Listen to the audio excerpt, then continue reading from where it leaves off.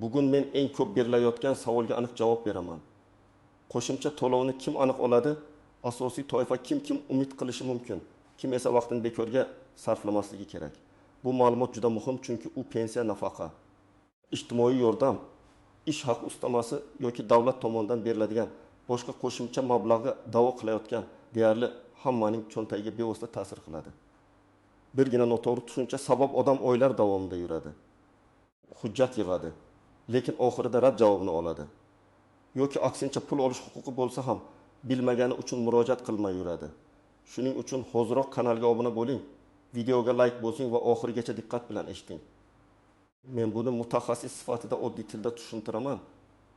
Kim oladi? Nima uchun oladi? Qaysi holatda to'xtatiladi? Qaysi hujjatlar kerak va eng muhimi qayerdan boshlash kerak? Avval vaziyat boshqacha edi.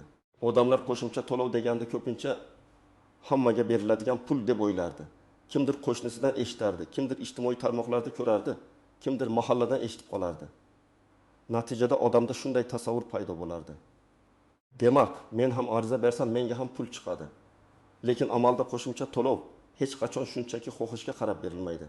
U doimo mezonga qarab beriladi. Daromad, maqom, yosh, sog'liq holati, oilaviy ahvol, ish staji, pensiya turi, nogironlik guruhi, bo'g'uvchisini yo'qotganlik, bolalar soni yoki ma'lum bir lavozimda ishlash kabi omillar tekshiriladi.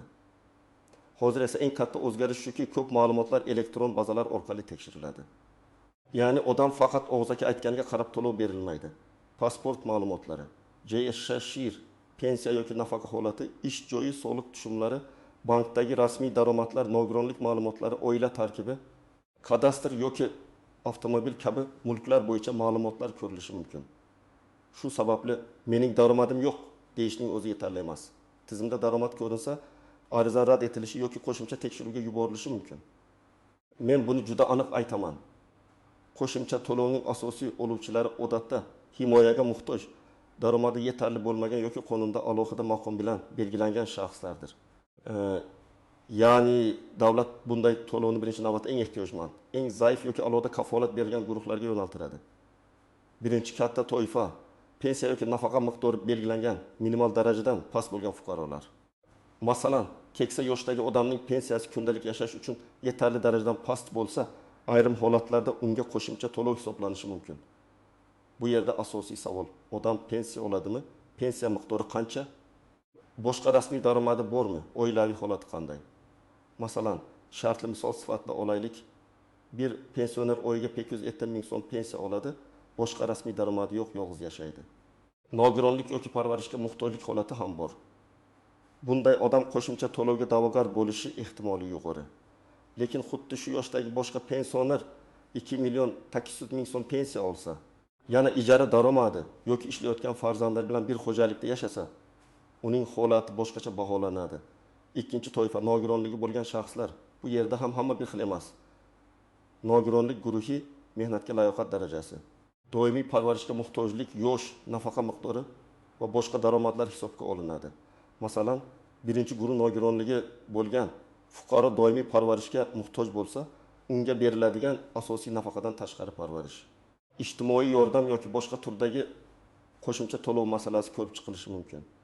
Ikkinchi guruh nogironligi bo'lgan, lekin rasmiy ishda ishlab oyiga barqaror maosh olayotgan odamning holati esa boshqacha bo'ladi.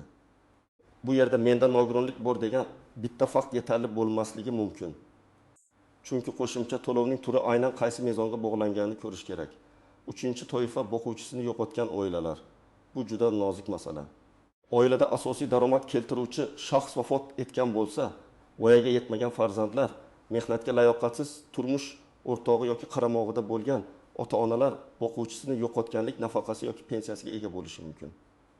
Agar bu to'lov oilaning real ehtiyojini qoplamasa, ayrim qo'shimcha yordamlar ham mavjud bo'lishi mumkin.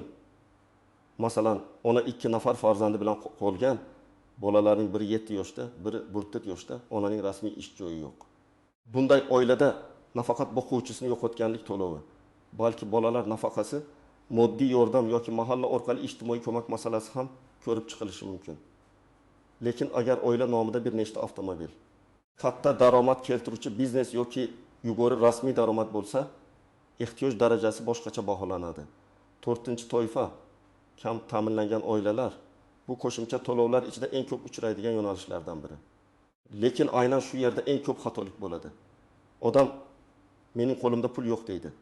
Lekin tizim uning oilasida 2 kishi rasmiy ishlayotganini, kreditga olingan bo'lsa ham avtomobil borligini yoki oxirgi oylarda bank kartasiga doimiy tushum bo'lganini ko'rsatadi. Kam ta'minlanganlik odatda oila a'zolarining jami daromadi, mol-mulki, mehnatga layoqatli a'zolarning bandligi va real ehtiyoji bilan baholanadi. Masalan, 5 kishilik oilada faqat ota ishlaydi va oyiga 2 million so'm oladi. Ona 3 nafar kichik farzandni parvarish qiladi. Ijara uyda yashashadi, qo'shimcha daromad yo'q. Bunday oilaning ijtimoiy yordam olish ehtimoli yuqori bo'lishi mumkin. Ammo 5 kishilik boshqa oilada ota ham, ona ham rasmiy ishlaydi. Umumiy daromad 8 million so'm. Qo'shimcha ravishda do'kon ijarasidan tushum bor. Ular ham xarajatimiz ko'p deyishi mumkin. Lekin ehtiyoj mezoni bo'yicha birinchi oila bilan bir xil bog'lanmaydi. 5-toifa bolali oilalar, ayniqsa kichik yoshdagi bolalari bor oilalar. Ayrim qo'shimcha to'lovlar bolalar soni, yosh, oilaning daromadi va ijtimoiy holatiga bog'liq bo'ladi. Masalan, 2 yoshgacha bola parvarishi, Burdir yoki O'rinbeki yoshgacha bolalar nafaqasi, maktabga tayyorgarlik, nogironligi bo'lgan bolani parvarish qilish kabi yo'nalishlar bo'lishi mumkin. Bu yerda yana bir muhim nuqta bor. Bola bo'liga avtomatik tarzda pul chiqadi degani emas. Bola bor, lekin oilaning rasmiy daromadi yetarli bo'lsa, rad javobi kelishi mumkin. Aksincha, bola soni ko'p, daromad kam. Yashash sharoiti og'ir bo'lsa, qo'shimcha yordamga asos kuchliroq bo'ladi. 6-toifa ayrim kasb egalari va mehnat sharoiti og'ir bo'lgan xodimlar. Qo'shimcha to'lov faqat ijtimoiy nafaqa emas. Ish joyida ham qo'shimcha to'lov bo'lishi mumkin. Tungi smena uchun, bayram kunida ishlaganlik uchun, zararli yoki og'ir sharoitda ishlaganlik uchun, ustama, qo'shimcha vazifa bajarganlik uchun, yuqori malaka yoki toifa uchun. Masalan, hamshira asosiy stavkadan tashqari tungi navbatchilik qilsa, bu alohida hisoblanishi kerak. O'qituvchi sinf rahbarligi, daftar tekshirish, malaka toifasi, chekka hududda ishlashi kabi omillar asosida ustama olishi mumkin. Lekin bu to'lov ham hujjatsiz bo'lmaydi. Buyruq, tabel, ish jadvali, lavozim yo'riqnomasi va mehnat shartnomasi asos bo'ladi. Men buni oddiy qilib ajrataman. Agar sizning daromadingiz past bo'lsa, oilangizda mehnatga layoqatsiz a'zolar bo'lsa, voyaga yetmagan bolalar ko'p bo'lsa, nogironlik holati bo'lsa, boquvchini yo'qotgan bo'lsangiz, pensiya yoki nafaqangiz juda kam bo'lsa, siz albatta o'z huquqingizni tekshirishingiz kerak. Siz baribir bermaydi deb o'tirmang. Ko'p odamlar aynan shunday o'ylab, o'zlariga tegishli to'lovni olmaydi.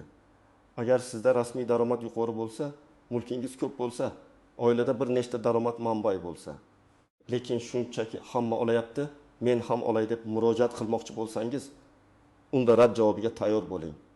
Bu qo'pol gap emas, bu tizimning ishlash tartibi. Qo'shimcha to'lovning maqsadi hammani bir xil boyitish emas, balki ehtiyojmandga yordam berish yoki qonun bilan kafolatlangan ustamani to'lashdir. Birinchi misol, 68 yoshli ayol yolg'iz yashaydi. Pensiyasi 9000 so'm atrofida. Farzandlari boshqa viloyatda rasmiy yordam ko'rsatmaydi. Ayolning sog'lig'i yomon, dori xarajatlari ko'p. Bunday holatda u pensiya jamg'armasi, mahalla yoki ijtimoiy himoya organlari orqali qo'shimcha yordamga murojaat qilishi kerak. Uning asosiy dalillari pensiya miqdori, yolg'iz yashashi, tibbiy hujjatlar, daromad yo'qligi. Ikkinchi misol, 72 yoshli erkak pensiya oladi, lekin shu bilan birga qorovul bo'lib rasmiy ishlaydi va oyiga 2 million so'm maosh oladi. U ham qo'shimcha to'lov so'raydi. Bu yerda uning arizasi avtomatik rad bo'ladi demayman, lekin daromadi albatta hisobga olinadi. Agar qo'shimcha to'lov aynan kam ta'minlanganlikka bog'liq bo'lsa, rasmiy maosh uning imkoniyatini kamaytiradi. Uchinchi misol. Oilada 3 ta bola bor, ota rasmiy ishlamaydi. Ona bola parvarishida, lekin otaning kartasiga har oy 5-6 million so'm pul tushib turadi. Ular bu qarindoshlar yordami deyishi mumkin.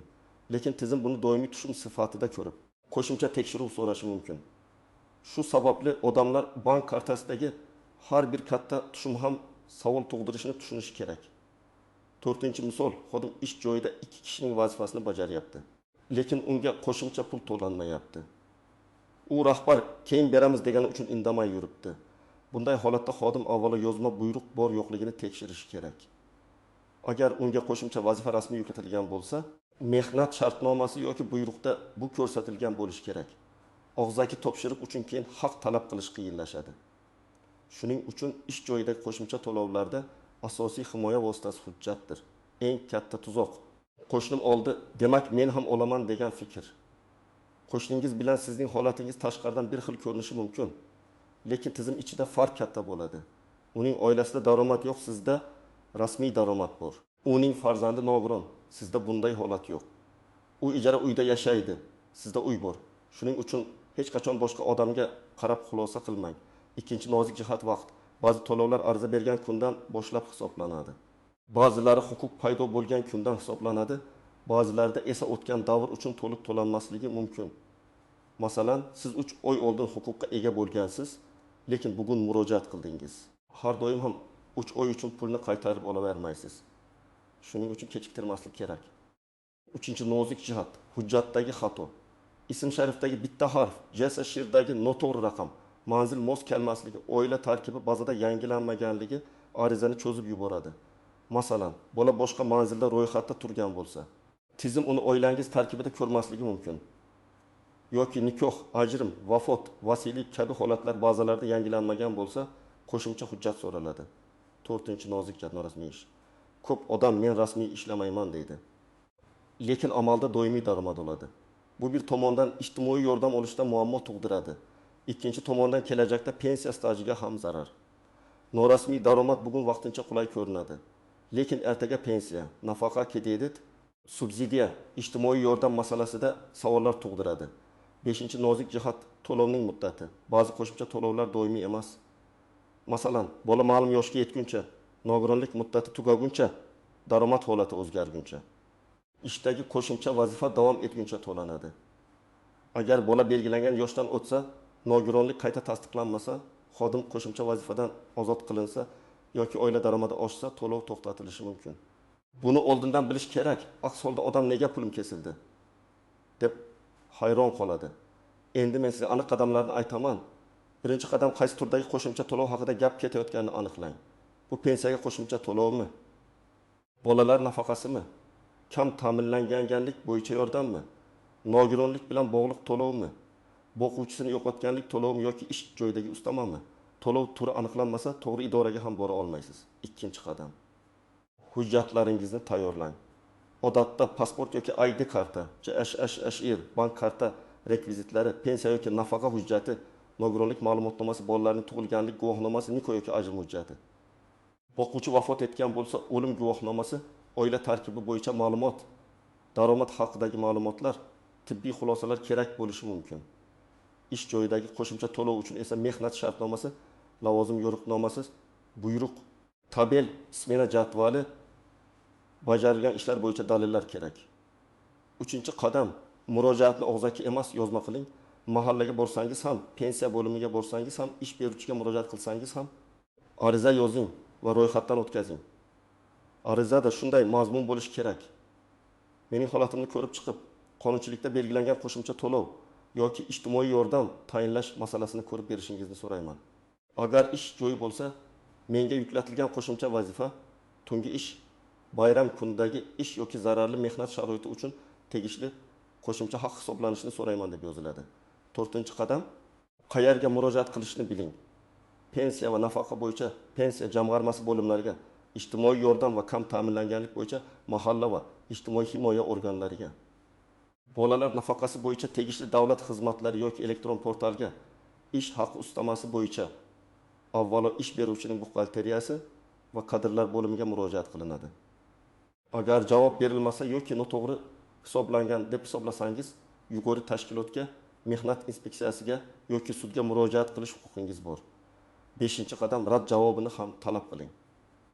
Ko'pchilik sizga chiqmaydi degan og'zaki gap bilan qaytib ketadi. Bu xato. Agar rad etilsa, sababni yozma ko'rinishda so'rang. Chunki yozma rad javobida aniq sabab ko'rsatiladi. Daromad yuqori, hujjat yetishmaydi, mezonga mos kelmaydi, ma'lumot bazada topilmadi, muddat tugan va hokazo. Sababni bilsangiz, xatoni tuzatasiz yoki shikoyat qilasiz. 6-qadam, ma'lumotlaringizni yangilang. Manzil, oila tarkibi, nikoh, ajrim, farzand tug'ilish, nogironlik, ishga kirish yoki ishdan chiqish kabi holatlar bazalarda to'g'ri aks etishi kerak. Ba'zan odamning haqqi bor, lekin ma'lumot eski sabab tizim uni ko'rmaydi. Shu sababli hujjatlarni tekshirish ham pul olishning bir qismi.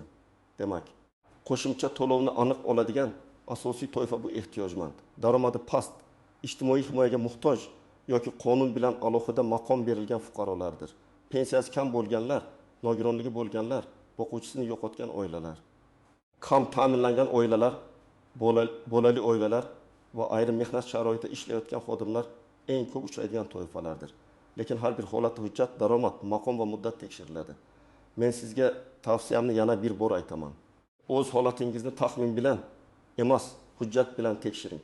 Og'zaki gap ishonib qolmang. Ariza yozing, javob oling, rad bo'lsa sababini biling va zarur bo'lsa qayta murojaat qiling. Sizningcha qo'shimcha to'lovlarni tayinlashda eng ko'p muammo nimada? Hujjatlardami? Daromadni hisoblashdami yoki odamlarning ma'lumot yetishmasligidami? Fikringizni izohlarda yozing. Video foydali bo'lgan bo'lsa, like bosing, kanalga obuna bo'ling va yaqinlaringizga ham yuboring. Chunki bu ma'lumot kimningdir real pulini saqlab qolishi mumkin.